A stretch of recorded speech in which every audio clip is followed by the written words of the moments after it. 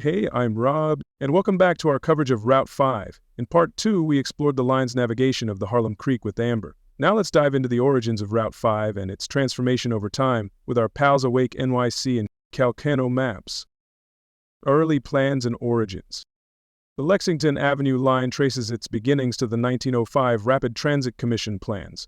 Initially, it was designed to connect with the lower Broadway segment via a crosstown link along 35th and 36th Streets, curving onto 5th Avenue and then Broadway at 23rd Street, designated as Section 5D.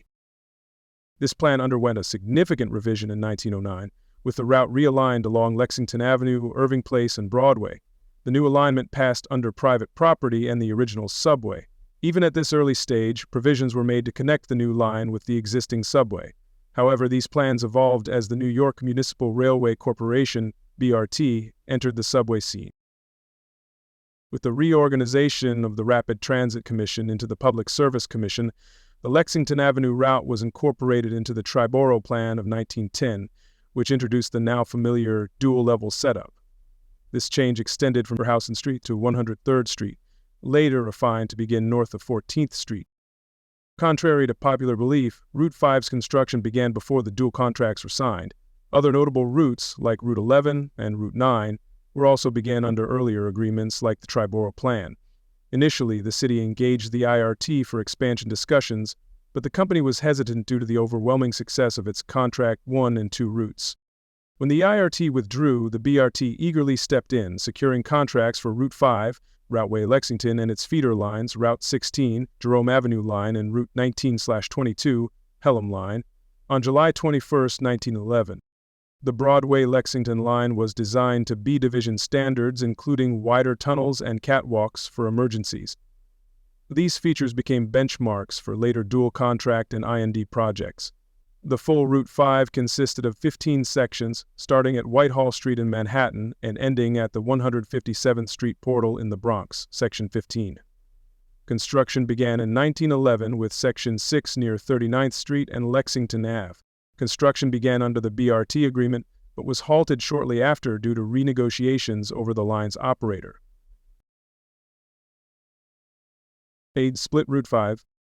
The Route 5 we know today looks vastly different, a combination of two separate lines operated by different divisions. Originally, it was conceived as a single unified route. Sections 5 and 6 would have provided the critical connection between the Broadway and Lexington Avenue segments, but they were never completed. By 1912, the BRT was cementing its dominance in rapid transit, closing in on additional routes like Route 12, Eastern Parkway, and Route 29, Nostrand Avenue. This resurgence of BRT expansion prompted the IRT to re-enter the bidding process. With the signing of the dual contracts in March of 1913, Route 5 was officially split. Sections 1-4 were awarded to the BRT, connecting the routes 4 and 36, with plans for a Queensboro Bridge connection, under Contract 4. Section 7-15 went to the IRT under Contract 3, including the Jerome and Pelham lines in the Bronx.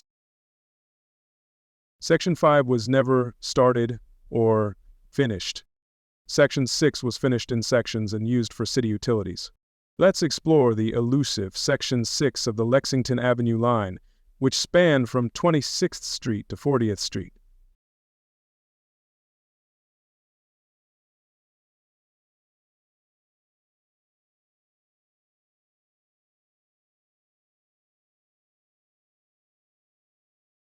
Adjustments and connections. The IRT made several modifications to integrate Route 5 into the IRT network. Route 27 was added to connect the West Farms line, today's 5 train. Section 7's dual-level setup was adapted to connect with Route 43's diagonal section via Grand Central, leading on to Park Avenue. Here's a few views of Route 43 Grand Central taking shape. These changes created the IRT Lexington Avenue line, built to B-division clearance standards, a unique feature in the IRT system. The BRT also made adjustments. The BRT's Route 20 was also built under Canal Street to connect to the north side of the Manhattan Bridge. The north side of the bridge was later reclaimed by the I&D with the opening of the Christie Street connector in 1967, altering the bridge approach.